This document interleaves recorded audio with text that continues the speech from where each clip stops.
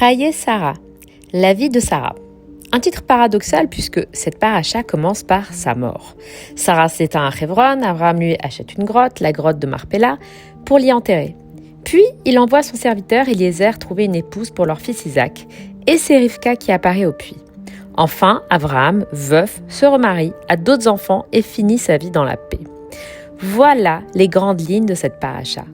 Mais si on creuse un peu, le texte, lui, parle de bien plus que cela. Car Chaye Sarah n'est pas une paracha sur la mort seulement, mais plutôt sur la continuité du vivant, sur ce qui persiste, se transmet, se transforme, sur la capacité d'un être à faire vivre ce qu'il aime, même après la fin. Chaye Sarah, c'est le temps de la transmission incarnée. C'est la première fois qu'Abraham agit sans qu'une voix divine ne le guide. Il achète une terre, choisit une sépulture, envoie son serviteur trouver une épouse pour Yitzhak. Il devient littéralement le créateur de continuité. La spiritualité quitte le ciel. Pour s'enraciner dans la matière, la foi devient un acte humain. Acheter, choisir, transmettre. Ce n'est plus seulement Dieu qui parle, c'est l'homme qui incarne. Et c'est peut-être ça, la vie de Sarah. Non pas juste la vie de ce qu'elle a vécu, mais celle qu'elle a aussi rendue possible. Sa lumière passe à Rivka, son rire renaît dans Yitzhak, et à travers eux, le féminin et le masculin trouvent enfin un nouvel équilibre. Même Abraham, vieux, blessé, endeuillé, trouve encore la force d'aimer, de recommencer, de donner la vie, parce que la vitalité ne se mesure pas en années, mais en capacité à se renouveler. Alors, la mort ici n'est pas une fin, c'est un passage de relais. Chaque chapitre qui s'éteint prépare le suivant. Chaque séparation ouvre un espace pour le nouveau.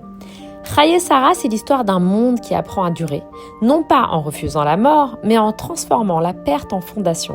C'est la mémoire qui devient mouvement, la foi qui devient acte, et la vie non plus comme une ligne droite, mais comme une onde qui se propage.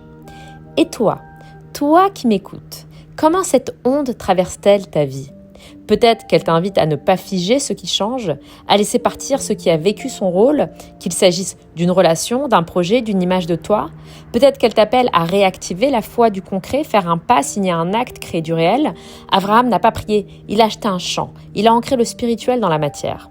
Peut-être qu'elle t'invite aussi à reconnaître ce qui continue à vivre, même après la fin d'une histoire. Ce que tu as appris, aimé, traversé ne disparaît jamais. Ça devient ta fondation intérieure.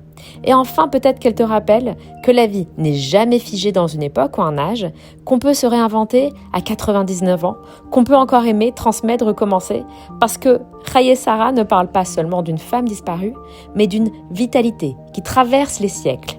Une façon de dire « rien ne s'éteint vraiment tant que tu continues à faire vivre cette lumière à l'intérieur de toi ».